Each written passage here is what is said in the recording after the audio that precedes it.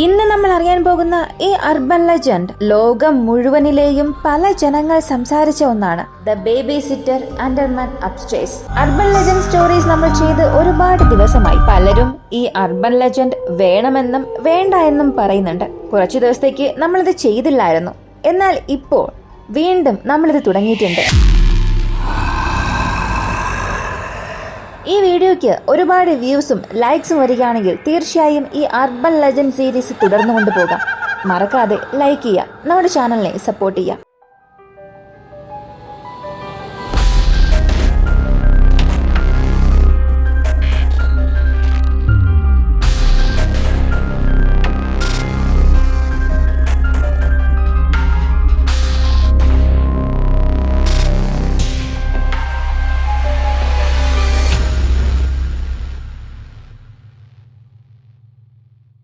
ഇന്ന് നമ്മൾ അറിയാൻ പോകുന്ന ഈ അർബൻ ലെജൻഡ് ഒരു വീടിനുള്ളിലാണ് സംഭവിച്ചത്.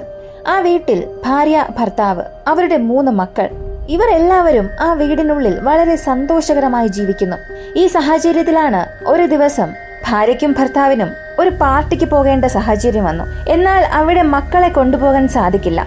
എന്ത് ചെയ്യണം എന്ന് ചിന്തിച്ചുകൊണ്ടിരുന്നു. ശരി, നമുക്ക് ബേബി സിറ്ററെ അപ്പോയിന്റ്മെന്റ് ചെയ്യാം, എന്നിട്ട് പാർട്ടിക്ക് പോകാം എന്ന് തീരുമാനിച്ചു. അങ്ങനെ അവർ പദ്ധതിയിട്ടതുപോലെ ഒരു ബേബി സിറ്ററെ വിളിച്ചു. അവളുടെ പേര് ലിൻഡ. ലിൻഡ ആ വീട്ടിലേക്ക് കുഞ്ഞുങ്ങളെ നോക്കാനായി വൈകുന്നേരം 7 മണിക്ക് വന്നു. ലിൻഡ ആ വീട്ടിലേക്ക് വന്നപ്പോ തന്നെ മക്കളെ അവരുടെ മാതാപിതാക്കൾ ഭക്ഷണം കൊടുത്ത് ഉറക്കിയിരുന്നു. അവരുടെ മക്കൾ ഇപ്പൊ ഉറങ്ങുന്നത് വീടിന്റെ ഫസ്റ്റ് ഫ്ലോറിലാണ്. ലിൻഡ വന്നപ്പോ അച്ഛനും അമ്മയും പറഞ്ഞത്, മക്കളെ ഭക്ഷണം കൊടുത്ത് ഞങ്ങൾ ഉറക്കിയിട്ടുണ്ട്, നിങ്ങൾ ഇപ്പൊ ഒന്നും തന്നെ ചെയ്യേണ്ട ആവശ്യമില്ല, അവർക്ക് യാതൊരു പ്രശ്നവും വരാതെ നിങ്ങൾ നോക്കിയാൽ മാത്രം മതി എന്ന് പറഞ്ഞ് ഇവർ രണ്ടുപേരും പാർട്ടിക്ക് പോകുന്നു. ഇവർ പോയതിനു ശേഷം ഹാളിൽ ഇരുന്ന് ഹോംവർക്ക് ചെയ്യാമെന്ന് കരുതി ലിൻഡ അവളുടെ ഹോംവർക്ക് എടുത്ത് എഴുതുന്നു. കൂടാതെ അവളുടെ ബോയ്ഫ്രണ്ട് ലിൻഡയെ വിളിക്കും എന്ന് പറഞ്ഞിരുന്നു. അതിനാൽ ബോയ്ഫ്രണ്ട് തന്നെ എപ്പോ വേണമെങ്കിലും വിളിക്കാമെന്ന് കരുതി ഫോണിന് തൊട്ടടുത്തുണ്ടായിരുന്ന സോഫയിലിരുന്ന് അവൾ ഹോംവർക്ക് ചെയ്തു. ഇപ്പോഴാണ് ആ വീടിനുള്ളിലെ ഫോൺ റിംഗ് ആകുന്ന ശബ്ദം കേട്ടത്. ലിൻഡ വളരെ സാവധാനം ആ ഫോണിനടുത്ത് പോയി ഫോൺ എടുത്ത് സംസാരിച്ചു. ഹലോ എന്ന് പറഞ്ഞു. എന്നാൽ മറുവശത്തു നിന്ന് യാതൊരു ശബ്ദവും കേട്ടില്ല. വളരെ ശാന്തമായിരുന്നു. ഇതിനുശേഷം എന്തുകൊണ്ട് ശബ്ദം കേൾക്കുന്നില്ല, ഒരുപക്ഷെ കോള് കണക്ട് ആകുന്നില്ലേ എന്ന് ചിന്തിച്ച് ഫോൺ താഴെ വെച്ചിട്ട് വീണ്ടും സോഫയിലിരുന്ന് ഹോംവർക്ക് ചെയ്യാൻ തുടങ്ങി. അടുത്ത കുറച്ചു സമയത്തിൽ വീണ്ടും ഫോൺ റിംഗ് ആയി. ലിൻഡ വളരെ സാവധാനം ചെയ്യുന്ന കോൾ അറ്റൻഡ് ചെയ്ത് കാതിൽ വെച്ചു. ഹലോ എന്ന് പറഞ്ഞു. ഇത്തവണ അവൾക്ക് വളരെ വ്യത്യസ്തമായ ഒരു ശബ്ദം കേട്ടു. മറുവശത്തുണ്ടായിരുന്ന കുട്ടി, കുഞ്ഞുങ്ങളെ നീ പരിശോധിച്ചോ എന്ന് ചോദിച്ചു. ഇത് കേട്ട ഉടനെ കുഞ്ഞ് ചിന്തിച്ചത് ഒരുപക്ഷെ അവരുടെ അച്ഛനായിരിക്കും. കുഞ്ഞുങ്ങൾ ഉറങ്ങിയോ, പ്രശ്നം ഒന്നും ഇല്ലല്ലോ എന്ന് ഉറപ്പുവരുത്താൻ വിളിച്ചതായിരിക്കും എന്ന് ചിന്തിച്ചു. അങ്ങനെ ചിന്തിച്ചുകൊണ്ടിരിക്കുമ്പോ തന്നെ ആ ഫോൺ കോൾ കട്ടായി. ഒരുപക്ഷെ അത് അച്ഛൻ തന്നെ ആയിരിക്കും എന്ന് കരുതി വീണ്ടും അവൾ ഹോംവർക്ക് ചെയ്യാൻ തോന്നി.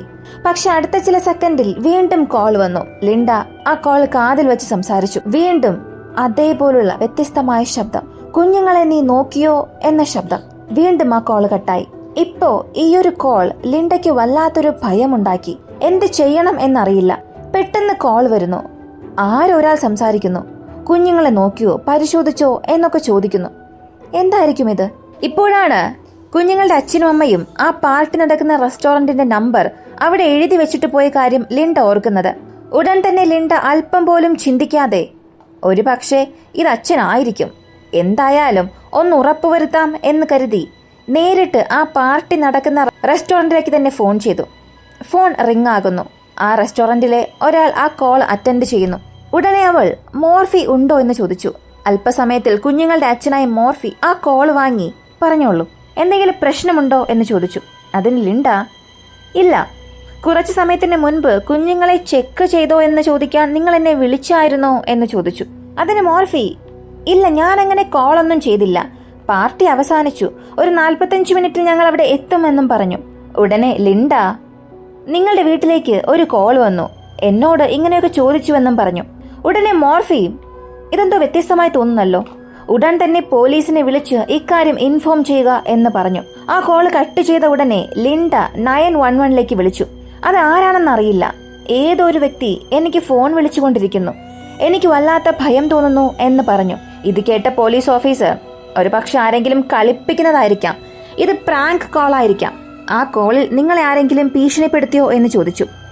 ലിൻഡയും ഇല്ല, അങ്ങനെയൊന്നും സംഭവിച്ചില്ല എന്ന് പറഞ്ഞു. ഇപ്പോ പോലീസ് ഓഫീസറും ഇതൊരു വലിയ കാര്യമേ അല്ല, നിങ്ങൾ സമാധാനമായിരിക്കുക എന്ന് പറഞ്ഞ് ആ കോള് കട്ട് ചെയ്തു. അല്പസമയം കഴിഞ്ഞ് വീണ്ടും അവർക്കൊരു കോള് വന്നു. ലിൻഡ ആ കോൾ എടുത്ത് സംസാരിച്ചു. ആ കോളിൽ വീണ്ടും ആ വിചിത്രമായ ശബ്ദം. എന്തുകൊണ്ട് നീ ഇപ്പോഴും ആ കുഞ്ഞുങ്ങളെ പോയി നോക്കിയില്ല എന്ന് ചോദിച്ചു. വീണ്ടും ആ കോള് കട്ടായി. ഉടനെ അവൾ ഭയത്തിൽ 911 വീണ്ടും കോള് ചെയ്തു. എന്നിട്ട് അവൾ പറഞ്ഞത്, എനിക്ക് എന്ത് ചെയ്യണമെന്നറിയില്ല, ഭയം തോന്നുന്നു, ആരോ എന്നെ ദൂരെ നിന്നും നോക്കുന്നത് പോലെ ഒരു അനുഭവം എനിക്കുണ്ടാകുന്നു. വീണ്ടും പോലീസുകാർ നിങ്ങളെ ആരെങ്കിലും ഭീഷണിപ്പെടുത്തിയോ എന്ന് ചോദിച്ചു. ലിൻഡയും ഇല്ല, എന്നെ അങ്ങനെ ആരും ഭീഷണിപ്പെടുത്തിയില്ല, പക്ഷെ ഇതെന്തോ വിചിത്രമായി തോന്നുന്നു എന്ന് പറഞ്ഞു. പോലീസും എന്തിനാണ് നിങ്ങൾ ഇതിനെ വലിയ കാര്യമാക്കുന്നത്, ഇത് നിസ്സാരമായി നിങ്ങൾ കാണുക എന്ന് പറഞ്ഞ് കോള് കട്ട് ചെയ്തു. പക്ഷെ ലിൻഡ വല്ലാത്ത ഭയത്തിലായിരുന്നു. എന്നാൽ ആ കോള് കട്ട് ചെയ്യുന്നതിന് മുൻപ് ലിൻഡ വല്ലാത്ത ഭയത്തിൽ, ദയവ് ചെയ്ത് എന്നെ സഹായിക്കുക, എന്ത് ചെയ്യണമെന്നേ അറിയില്ല, ഞാൻ വല്ലാത്ത ഭയത്തിലാണെന്ന് പറഞ്ഞു. ഇത് കേട്ട പോലീസ്, ശരി, നിങ്ങൾ ഭയപ്പെടണ്ട, ഏത് നമ്പറിൽ നിന്നാണ് നിങ്ങൾക്ക് കോൾ വന്നത്, ആ നമ്പരും നിങ്ങൾ ഇപ്പോഴുള്ള ഏരിയ അഡ്രസ്സും ഞങ്ങൾക്ക് പറഞ്ഞു തരിക, ഞങ്ങളൊന്ന് പരിശോധിച്ച് നോക്കട്ടെ എന്ന് പറഞ്ഞു. കൂടാതെ അടുത്ത തവണ നിങ്ങൾക്ക് ഈ കോൾ വരികയാണെങ്കിൽ ആ കോളിൽ ദയവ് ചെയ്ത് 1 മിനിറ്റെങ്കിലും സംസാരിക്കുക. നിങ്ങൾ 1 മിനിറ്റ് സംസാരിച്ചാൽ മാത്രമേ ഞങ്ങൾക്ക് ആ നമ്പർ ട്രേസ് ചെയ്യാൻ സാധിക്കുകയുള്ളൂ. ഇത് മാത്രം നിങ്ങൾ ചെയ്ത് നൽകുക. ദയവ് ചെയ്ത് നിങ്ങൾ ഭയപ്പെടണ്ട, ശാന്തമായി ഇതിനെ ഹാൻഡിൽ ചെയ്യുക എന്ന് പറഞ്ഞ് പോലീസ് കോൾ കട്ട് ചെയ്തു. ഇത് കഴിഞ്ഞ് ലിൻഡ ആ വീടിനുള്ളിലെ എല്ലാ ലൈറ്റും ഓഫ് ചെയ്യുന്നു. അടുത്ത 1 മിനിറ്റിൽ വീണ്ടും ഒരു ഫോൺ കോൾ വന്നു. ലിൻഡ ആ കോൾ എടുത്ത് സംസാരിച്ചു. ആ കോളിൽ അതേ വിചിത്രമായ സ്വരം. എന്തുകൊണ്ടാണ് ഇപ്പോ നീ വീടിനുള്ളിലെ ലൈറ്റ് എല്ലാം ഓഫ് ചെയ്തത് എന്ന് ചോദിച്ചു. ഇത് കേട്ടതും ലിൻഡയ്ക്ക് ഭയം അധികമായി. നീ എവിടെയാണ്, നീ എന്നെ നോക്കിക്കൊണ്ടിരിക്കുകയാണോ എന്ന് ചോദിച്ചു. മറുവശത്തു നിന്ന് ശബ്ദമൊന്നുമില്ല, വളരെ ശാന്തം. നിനക്കിപ്പോ എന്താണ് വേണ്ടത്, എനിക്ക് വല്ലാത്ത ഭയം തോന്നുന്നു, എന്നെ ഭയപ്പെടുത്തുന്നതാണോ നിന്റെ ഉദ്ദേശം എന്ന് ചോദിച്ചു. അതിന് മറുവശത്തു നിന്ന് നോ എന്ന ഉത്തരം മാത്രമായിരുന്നു വന്നത്. ഞാൻ ഭയത്തിലാണ്, ഇത് തന്നെയല്ലേ നീ പ്രതീക്ഷിച്ചത്, ഇപ്പോ നിനക്ക് സമാധാനമായില്ലേ, സന്തോഷമായില്ലേ എന്ന് പറഞ്ഞ് അലറി നിലവിളിക്കാൻ അവൾ തുടങ്ങി. വളരെ ദേഷ്യത്തോടുകൂടി നിനക്കിപ്പോ എന്ത് വേണം എന്ന് ചോദിച്ചു.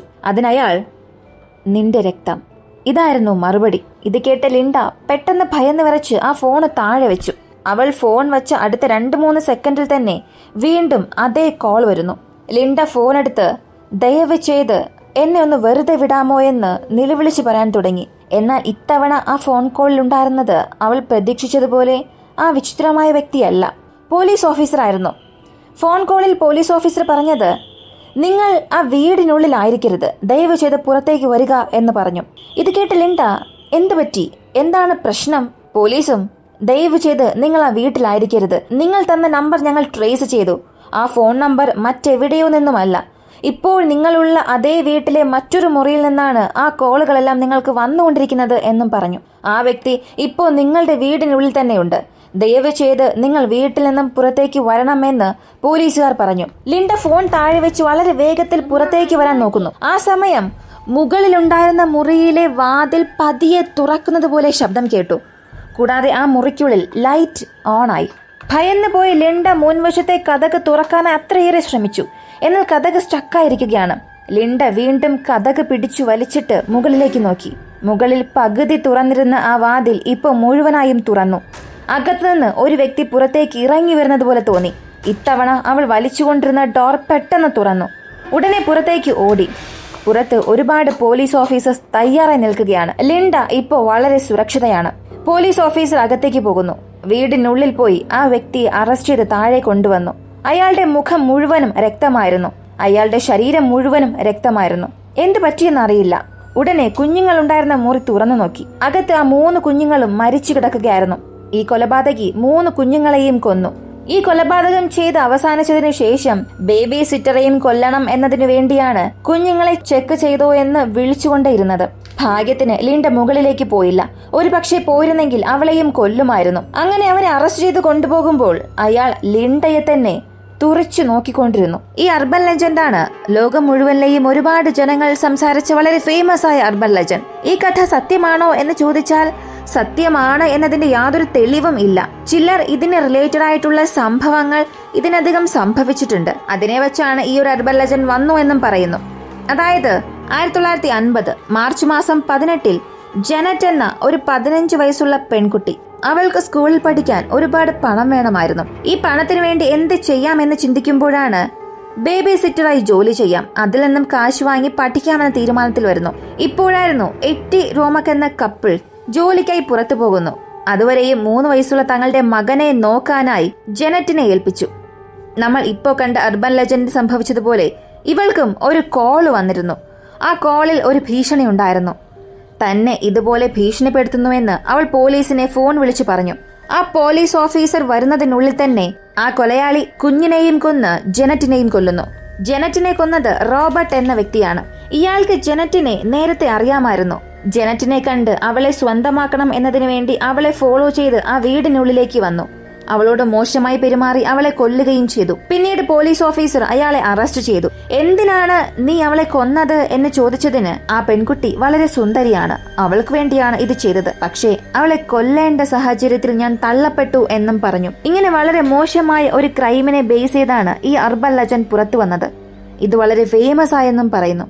ഇന്ന് നമ്മൾ കണ്ട ഈ അർബൻ ലെജൻഡിനെ കുറിച്ചുള്ള നിങ്ങളുടെ അഭിപ്രായം കമന്റിൽ പറയുക. ഇതുപോലുള്ള വീഡിയോസ് തുടർന്നും കാണാൻ താല്പര്യമുള്ളവരാണ് നിങ്ങളെങ്കിൽ കമന്റിൽ അതിനെക്കുറിച്ച് പറയുക. മറ്റൊരു വീഡിയോയുമായി വീണ്ടും കാണാം.